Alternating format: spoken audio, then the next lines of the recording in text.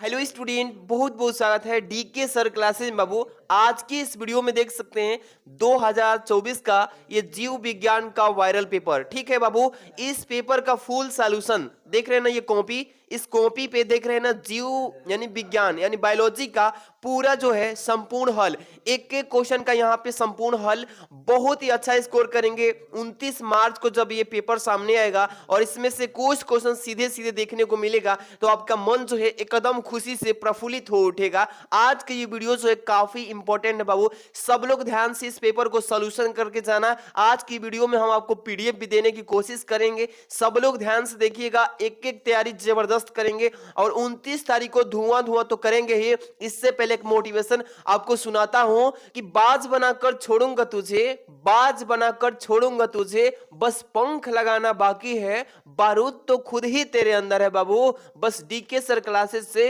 आग लगाना बाकी है। यानी 29 तारीख को सीधे सीधे 29 तारीख को सीधे सीधे एकदम धुआं धुआं नहीं, आग लगा देना है पेपर में। आज की इस पूरा सॉल्यूशन के साथ जमकर तैयारी करेंगे ना। देखिए शेरनी, अरे शिक्षा वो शेरनी का दूध है जो पिएगा ये डीके सर क्लासेस से जितना भी वीडियो, वही जाके सीधे सीधे पेपर में दहाड़ेगा। ठीक है ना, चलिए बहुत मोटिवेशन कर दिए, अब सीधे हम आते हैं वायरल क्वेश्चन पे। सबसे पहले पेपर का जो समिंग रहेगा, टाइमिंग 3 घंटे 15 मिनट, सेम जैसे आपने हिंदी में दिया। ठीक है ना, पूर्णांक जो रहेगा ये 70 मार्क्स का रहेगा बाबू, 70 नंबर का रहेगा। ठीक है ना, और 30 नंबर तो आपके कॉलेज से स्कूल से मिल जाएगा प्रैक्टिकल थ्रू। ठीक है, तो ज्यादा टेंशन भी नहीं लेना है, बायोलॉजी में एकदम धुआं धुआं कर देंगे। सिंपल क्वेश्चन आता है बाबू, देखिए कैसे कैसे। ठीक है ना, सबसे पहले नोट पर हम पढ़ के जाना। 15 मिनट बच्चों को प्रश्न पत्र पढ़ने के लिए तो दिया ही जाता है कि अच्छे से पढ़ लेना और सभी प्रश्नों को करना है। कोई भी अगर बच्चा इस प्रश्न को छोड़ देता है तो उसका नंबर छूट जाएगा। ठीक है, ध्यान ये रखना है। देखिए आवश्यकता के अनुसार अपने उत्तर पुस्तकों की यानी उत्तरों की पुष्टि नामांकित रेखा चित्रों द्वारा करना। इसमें फिगर बनाने वाला भी आता है बाबू, ध्यान से समझ की करना है। प्रत्येक प्रश्न के निर्धारित अंक उसके सम्मुख दिए गए हैं। इसके बाद जो है पहला नंबर स्टार्ट होता है क्वेश्चन। क्या बोला गया इसमें कि सही विकल्प चुनकर अपनी उत्तर पुस्तिका में लिखना है। जैसे कि पहले नंबर बाबू दिया है इसमें कौन नंबर लिखा है इसमें, देखिए वायलिस वायलिस नेरिया, क्या लिखा है, वायलिस नेरिया के पौधे में परागण किस माध्यम से होता है। तो याद रखिएगा बाबू कि वायलिस नेरिया जो है ये पौधा है और इस पौधे में परागण किस माध्यम से किया जाता है। तो जल के माध्यम से, वायु के माध्यम से, कीटों के माध्यम से, मनुष्य के माध्यम से। तो देखिए ध्यान रखना मेरी बात को हमेशा कि वायलिस लिखा है ना, वायलिस नेरिया की अगर बात आ जाए कि किस माध्यम से ये परागण किया जाता है तो जल के माध्यम से, ये पानी के माध्यम से परागण इसमें होता है। समझ में आ गया। इसके बाद पहले चारों विकल्प में करके तो कॉपी में लेके चलूंगा सॉल्यूशन पे। ठीक है बाबू, देखिए स्त्रियों में आवर्त चक्र सामान्यतः होता है कितने से कितने दिन। जैसे कि यहाँ पे 10 से 11 दिन के लिए, यहाँ पे लिखा 28 से 29 दिन के लिए, यहाँ पे लिखा है 25 से 26 दिन के लिए और यहाँ पे 17 दिनों का। यहाँ पे स्त्रियों में आवर्त चक्र वाला पेपर में हर एक साल बहुविकल्पी में पूछता है, तो इसको पढ़ के जाना। इसका दो नंबर है, 28 से 29 दिन के लिए होता है। यहाँ पे दूसरा विकल्प इज द राइट ऑप्शन बाबू। ठीक है, जितने भी हमारे प्यारे रसगुल्लो वीडियो को लाइक नहीं, प्यारा सा लाइक कर देना बाबू। और 29 तारीख को हम बर्फी लेके आएंगे सेंटर पर, सीधे सीधे चैनल को सब्सक्राइब करके बेल आइकन हिट कर लेना। चलिए ग नंबर पे चलते हैं। क्या लिखा है, mRNA की सहायता से प्रोटीन संश्लेषण की यहाँ पे एक प्रक्रिया कहलाती है। क्या कहलाती है बाबू, देखिए अनुवादीकरण यहाँ पे पहला है अनुवादीकरण, दूसरा क्या है अनुलेखन, और तीसरा क्या है प्रतीक अनुलेखन, और चौथा क्या है बाबू प्रतिलिपिकरण। प्रतिलिपिकरण, ठीक है।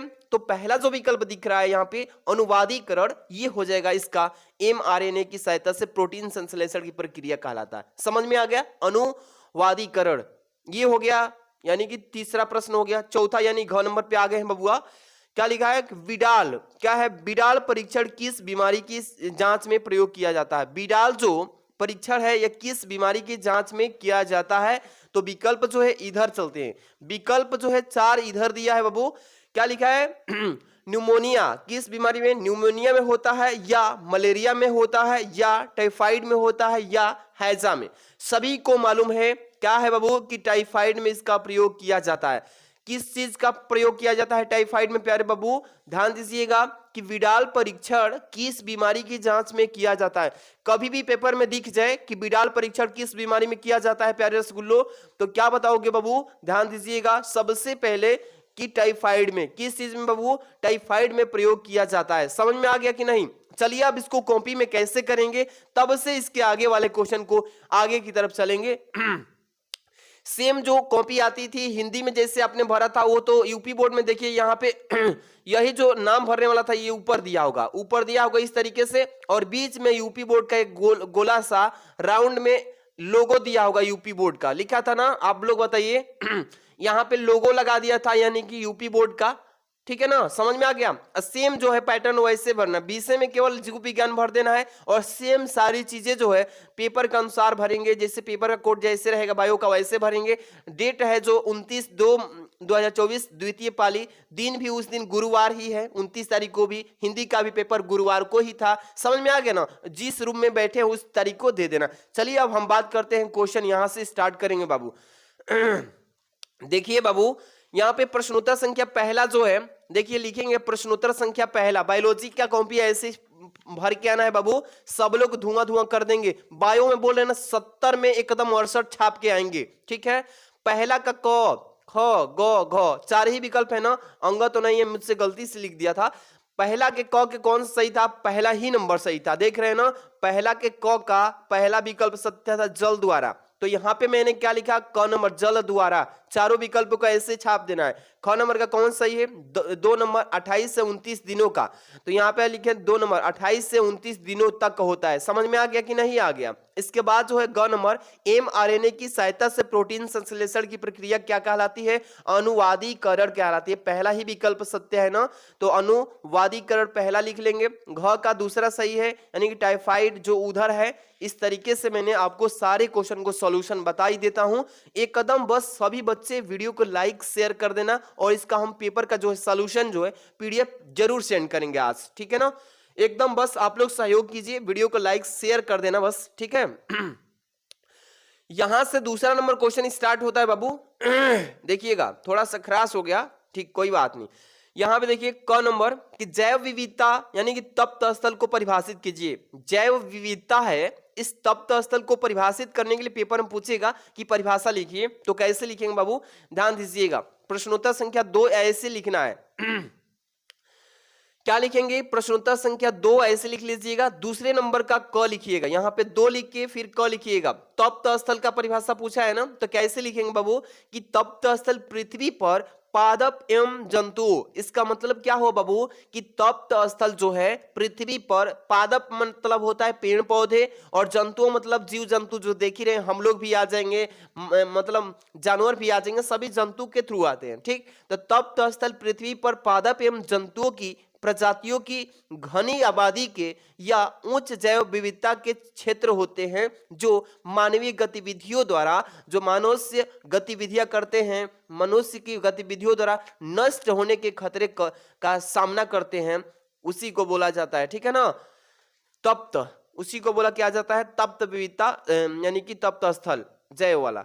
इसके बाद दूसरा नंबर का ख है बाबू कि गोल्डन राइस, क्या है, गोल्डन राइस में मुख्य रूप से किस विटामिन की प्रचुरता होती है, यानी कि अधिक प्रचुर मात्रा में पाया जाता है। तो गोल्डन राइस में मुख्य रूप से किस विटामिन की प्रचुरता पाई जाती है, तो यहाँ पे देखिएगा लिखना कैसे है, दूसरा के ख लिखिएगा, एक ही बार प्रश्न उत्तर डाल लेना है बस 2, और 2 के यहाँ 2 का क, इसके बाद 2 का ख। क्या लिखेंगे कि गोल्डन राइस में मुख्य रूप से विटामिन जो ए है ये प्रचुर मात्रा में पाई जाती हैं या होती है। समझ में आ रहा है कि नहीं बाबू, सब लोग अच्छे से पढ़ के जाना, आज की क्लास जो है वेरी वेरी मोस्ट इंपॉर्टेंट है।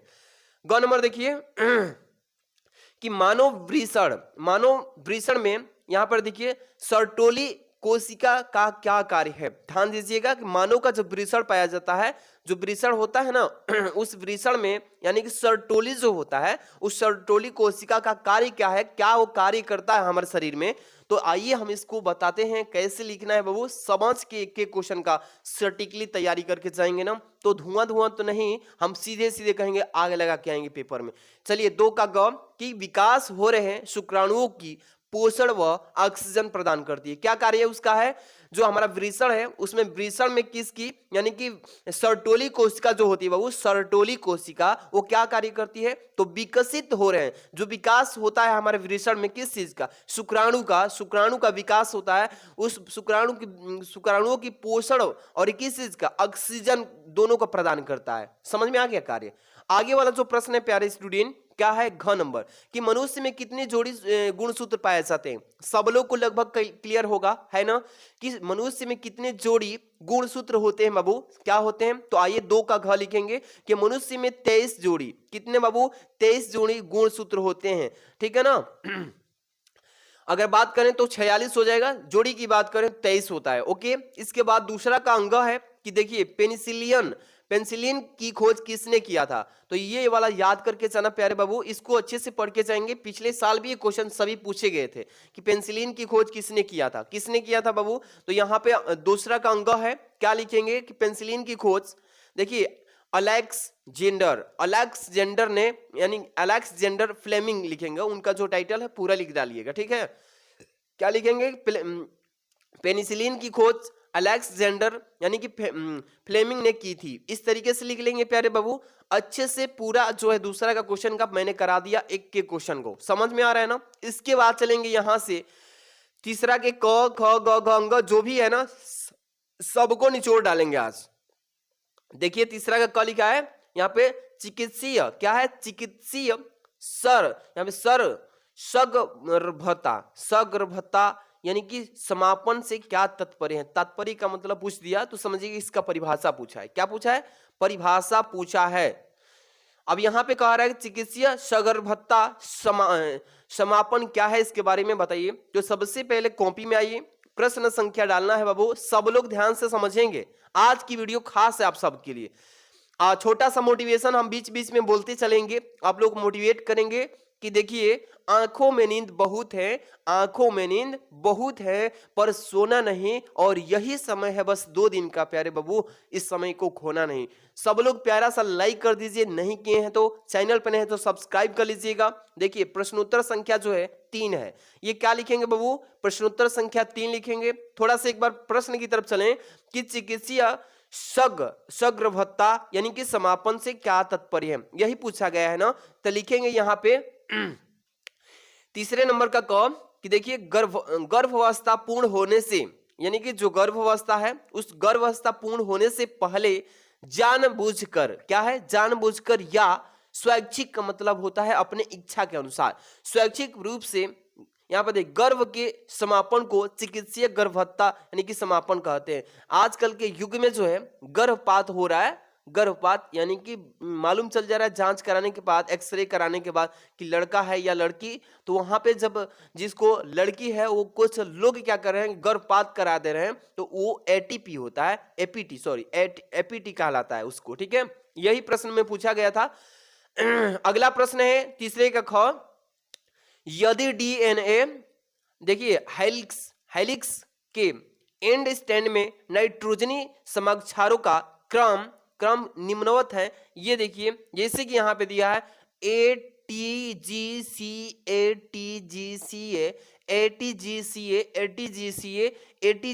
3 5, यहाँ पे 5 रहेगा, 5 यहाँ पे पहले रहेगा। ठीक है, इस तरीके से जब भी पूछते कि डीएनए जो है हेलिक्स की एक स्टैंड में नाइट्रोजनी समाक्षरों का क्रम जो होगा इस तरीके से होगा, तो इसको कैसे लिखेंगे? चलिए ध्यान दीजिएगा, इस तरीके से अब हो जाएगा। जहां भी क्रम जो होगा चेंज हो जाएगा। तीसरे का ख पहले आ जाएगा 3 बार, ये 3 बार आ जाएगा, जो पीछे था ये आगे आ जाएगा ये वाला देखिए, और ये जो 5 बार है ये पीछे जाएगा। जैसे कि TGC यहाँ पे उलट रहा है ना क्या हो जाएगा? पहले TGC हो जाएगा, TGC हो जाएगा, TGC फिर TAC GTA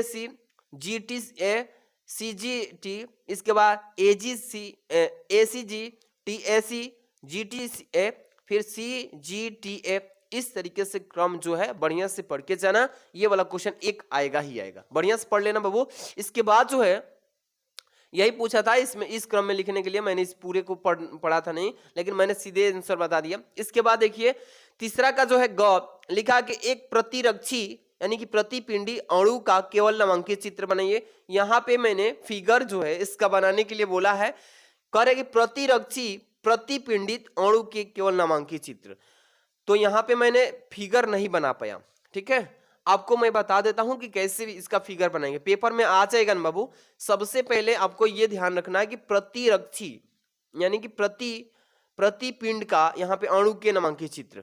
तो यहाँ पे आपको फिगर बनाने होगा, तो आपको पेन से बनाइएगा, स्केल से मत बनाइएगा, क्योंकि देखिए कॉपी जो है पेज इधर से उधर जब मसलेगा ना, कॉपी जब लोड होके जाती है व्हीकल में, गाड़ी में, तो मिट जाएगा तो नंबर पे कट जाएगा। कैसे मालूम चलेगा, एग्जामिनर को जांचेगा तो। इसलिए पेन से थोड़ा अभ्यास घर पे ही कर लेना, 2-4 ठे। मैं तो आपको इंपॉर्टेंट बताऊंगा कौन सा पेपर में आएगा, वही चीज रट के जाना। तो यहाँ पे आपको फिगर बना लेना है और फिगर में नामकरण कर देना है कि कौन सा क्या चीज है, बस समझ में आ गया, और कुछ आगे नहीं करना है।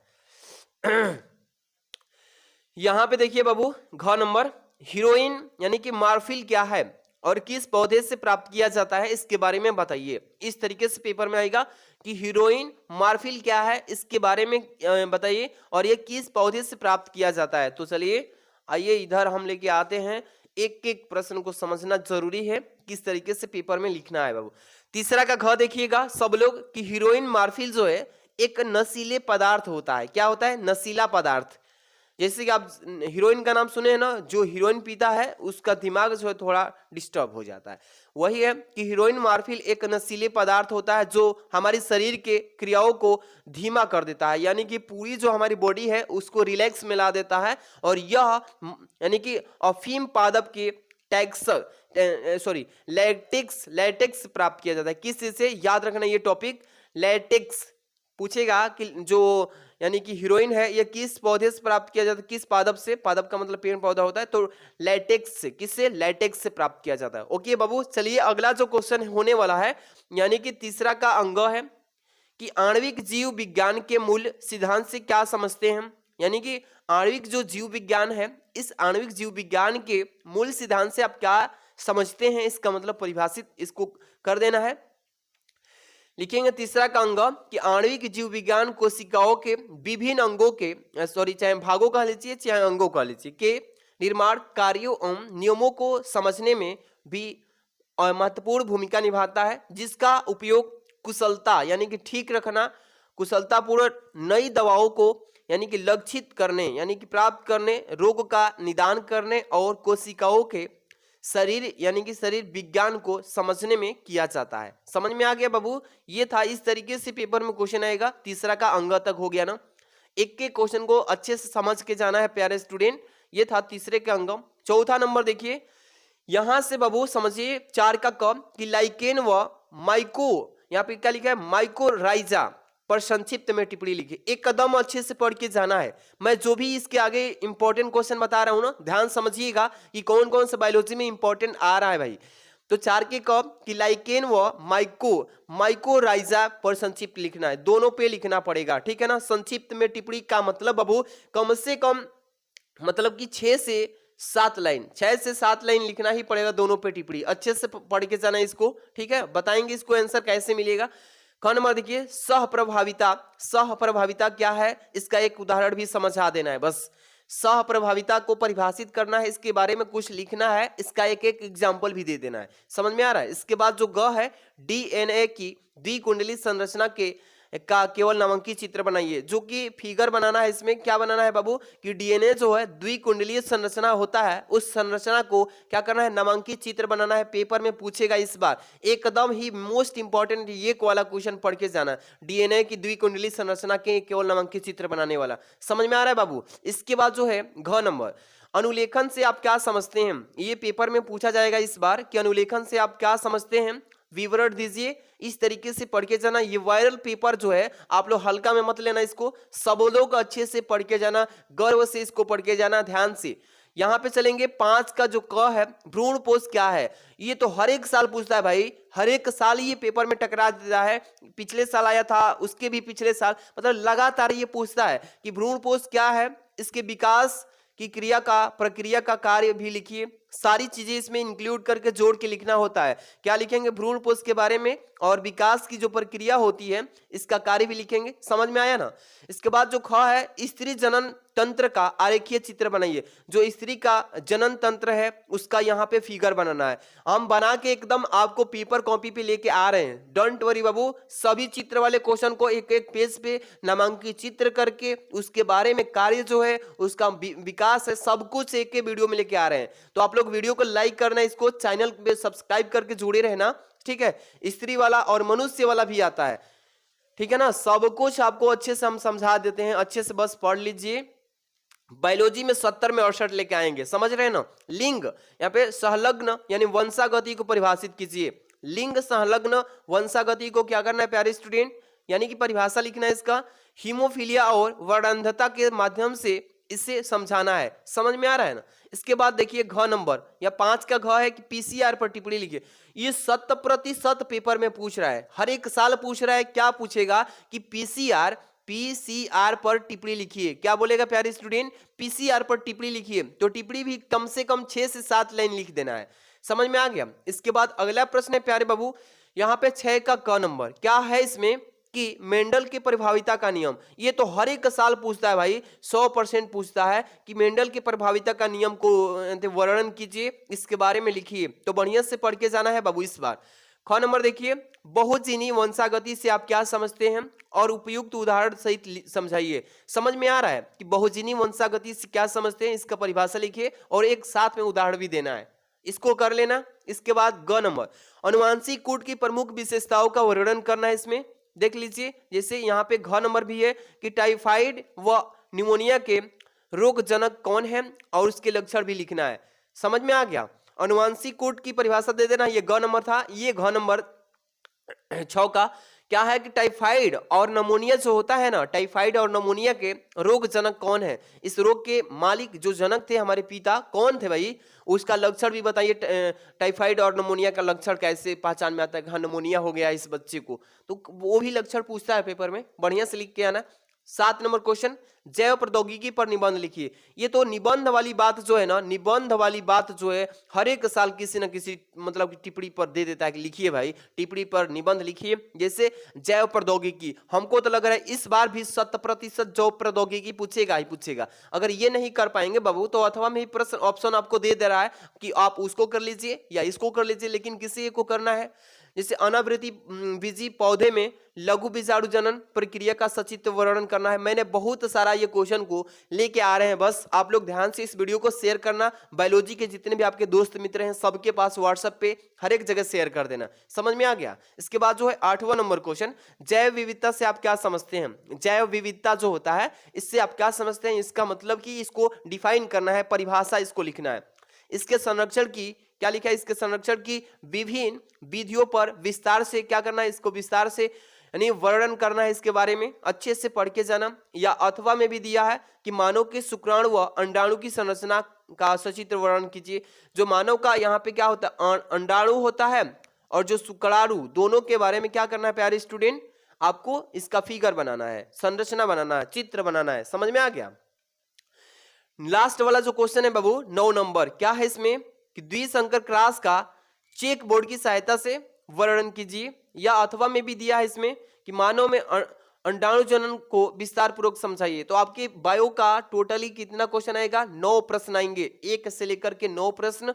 और इतना को अच्छे से लिखेंगे, मेहनत करके पढ़ाई करेंगे ना, तो आपको कोई भी दिक्कत नहीं होगा, कोई भी प्रश्न नहीं छूटेगा। बस आप लोग फिगर वाला थोड़ा ध्यान दीजिएगा। फिगर वाला बहुत सारे बच्चों को छूट जाता है, लेकिन मैं कोशिश करूंगा कि फिगर जो है आप लोग का एक भी ना छूटे और बेस्ट से बेस्ट तैयारी कर लीजिए। इसका पीडीएफ जो है, पीडीएफ सब लोग टेलीग्राम पे जुड़ जाइए, डीके सर क्लासेस पे, डीके सर क्लासेस पे जाइए टेलीग्राम में, वहां पे सेंड कर रहे हैं। या व्हाट्सएप ग्रुप का लिंक जो है, जो बच्चे नहीं जुड़े उसमें भी सेंड कर रहे हैं। Thanks for watching.